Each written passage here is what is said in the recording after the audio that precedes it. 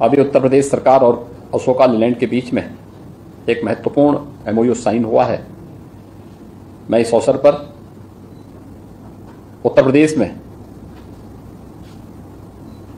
भविष्य के एक नए क्षेत्र के लिए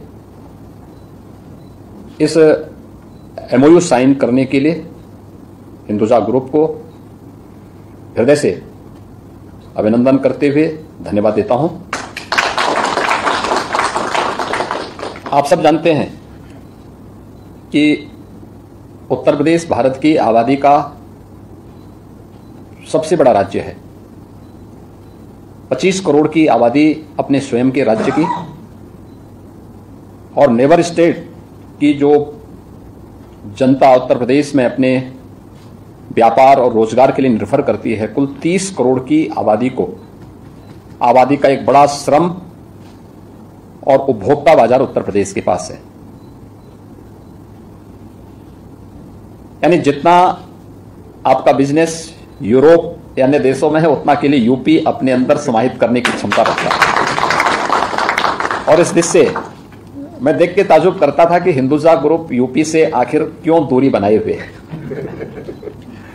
क्योंकि अशोका लीलैंड की बसेज चलती हैं,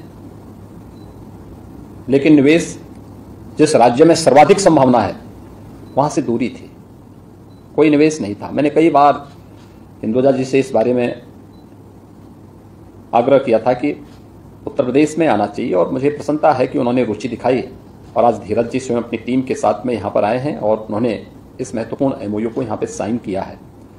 और वह भी एक ऐसे सेक्टर में जो भारत की ऊर्जा की आत्मनिर्भरता की दिशा से प्रधानमंत्री जी के विजन को आगे बढ़ाने के लिए ईवी सेक्टर का है। यह हमारे भविष्योन्मुख दृष्टिकोण को प्रदर्शित करता है। एक तरफ हम लोग परंपरागत चलने वाले उस ईंधन पर जो हमारे यहां उत्पादन नहीं होता, जिसके लिए हमें अपनी महत्वपूर्ण मुद्रा को देना होता है, उस पर हमारी निर्भरता को कम करेगा। दूसरी तरफ प्रधानमंत्री जी के 2070 तक नेट जीरो के लक्ष्य को प्राप्त करने की दिशा में जो विजन है, उस लक्ष्य को प्राप्त करने में भी उत्तर प्रदेश आगे बढ़ पाएगा। और इस दृष्टि से आज का यह एमओयू अत्यंत महत्वपूर्ण है। आप सब जानते हैं उत्तर प्रदेश ने पिछले 6 वर्ष में प्रधानमंत्री मोदी जी के मार्गदर्शन और नेतृत्व में एक महत्वपूर्ण छलांग लगाई है। उत्तर प्रदेश में हमारे जितने भी निवेशक आते हैं या जो उद्यमी पहले से हैं, उन सबको सभी प्रकार की सुरक्षा और शासन की हर प्रकार की सुविधा राज्य सरकार उपलब्ध कराने के लिए पूरी तरह प्रतिबद्ध है। देश के अंदर सुरक्षा और कानून व्यवस्था का मॉडल उत्तर प्रदेश ने दिया है। 6 वर्ष में जिस उत्तर प्रदेश में 6 वर्ष पहले हर दूसरे तीसरे दिन एक बड़ा दंगा होता था, 6 वर्ष में एक भी दंगा नहीं हुआ। उत्तर प्रदेश इतनी बड़ी आबादी के साथ बहुत अच्छे ढंग से कार्य करते हुए आगे बढ़ रहा है। तो दूसरी ओर निवेश के एक बेहतरीन गंतव्य के रूप में प्रदेश की इन संभावनाओं को आगे बढ़ाने के लिए भी ईज ऑफ डूइंग बिजनेस की रैंकिंग में व्यापक सुधार, 14 से नंबर 2 पर आना। उत्तर प्रदेश के अंदर पिछले 6 वर्ष के अंदर इंफ्रास्ट्रक्चर का एक नया तंत्र विकसित होना। आज आप देख रहे होंगे कि वर्तमान और भविष्य जो हमारी प्रस्तावित एक्सप्रेस हाईवेज हैं, 13 ऐसी एक्सप्रेस वेज वर्तमान में या तो बन चुकी हैं या बन रही हैं। इंटर स्टेट कनेक्टिविटी को हमने बेहतर किया है। देश का पहला इनलाइन वाटरवे वाराणसी से हल्दिया के बीच में प्रारंभ हो चुका है।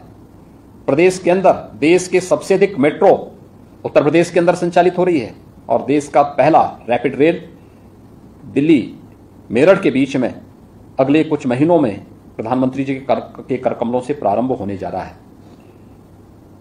उत्तर प्रदेश ने अपनी कनेक्टिविटी को बेहतर किया है, और मुझे लगता है कि हिंदुजा ग्रुप ने बहुत अच्छा निर्णय समय से किया है।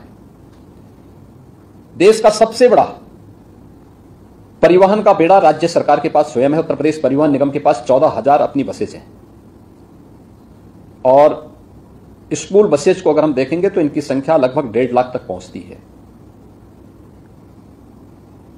आपने देखा होगा भारत सरकार ने जो अपनी नई पॉलिसी लेकर के आए हैं, जिसमें 15 वर्ष पुराने सभी जितने भी वाहन हैं इन सबको अलग अलग फेज में समाप्त करना, और इसी दिशा से हम लोगों ने एक व्यवस्था की है कि राज्य सरकार अपने परिवहन निगम के बेड़े के साथ ही इस समय हम 750 से अधिक इलेक्ट्रिक बसेज उत्तर प्रदेश के अलग अलग नगरों में संचालित भी कर रहे हैं। अभी 2 दिन पहले ही हमारी कैबिनेट ने 3 नई सिटी के अंदर इन बसेस को प्रारंभ करने का और भी नए सिटी के अंदर, अयोध्या के अंदर, सहारनपुर के अंदर, फिरोजाबाद के अंदर भी निर्णय लिया है। यानी ये संख्या काफी आगे बढ़ने जा रही है। देश का पहली सोलर सिटी के रूप में हम अयोध्या को विकसित करने जा रहे हैं। वहां पे हमारा कार्य प्रारंभ हो चुका है, तेजी के साथ कार्य हो रहा है।